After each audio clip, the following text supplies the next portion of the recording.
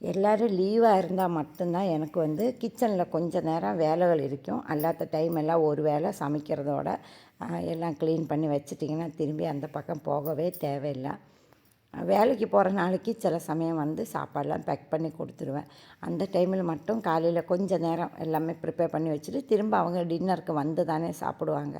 So இடையில எனக்கு நிறைய டைமும் கிடைக்கும் ப்ரிப்பேர் பண்ணுறதுக்கு, ரெஸ்ட் பண்ணுறதுக்கு எல்லாமே. இன்றைக்கும் அதே மாதிரி தான் காலையில் வந்து சாப்பாடெலாம் ஹஸ்பண்டுக்கு பேக் பண்ணி கொடுத்தேன்.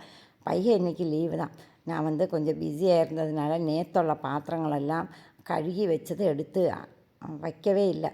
ஸோ அதனால் இந்த பாத்திரங்கள்லாம் தனியாக எடுத்து வச்சுட்டேன். இல்லாட்டினா ரெண்டுமே ரொம்ப தண்ணி ஆகிடும்.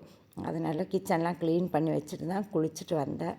சமையல் வந்து இனிமேல் ஈவினிங் தான் பண்ணணும். அதுக்கு முன்னாடி நான் சாமிலாம் கும்பிட்டுட்டு பையன் வீட்டில் இருக்கிறனால அவர் வந்து மேகி சாப்பிட்லாம் அப்படின்னு சொல்லியிருந்தேன். எனக்கு வந்து எவ்வளோ பசித்தாலும் அந்த டைமில் சாப்பிட பிடிக்காது. அதனால் நான் வந்து சாண்ட்விச் தான் பண்ண போகிறேன்.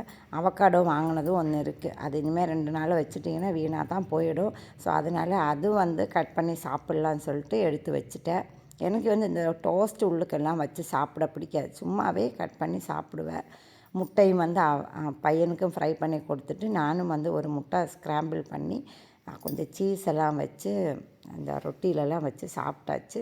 இந்த மாதிரி எல்லாம் பன்னெல்லாம் ஃப்ரிட்ஜில் எப்போதுமே வச்சுருப்பேன். ஸோ அதனால் அவசரத்துக்கு யூஸ் பண்ணிக்கலாம். எனக்கு வந்து இந்த குரோசான் பன் வந்து சும்மா சாப்பிட்றக்கால இந்த மாதிரி முட்டை சாண்ட்விச் மாதிரி பண்ணி சாப்பிட்றது பிடிக்கும். டின்னருக்கு இன்றைக்கி வந்து சாம்பார் வைக்கிறது தான் பிளான். அதுக்கப்புறம் என்ன செய்யணும்னு தெரியல.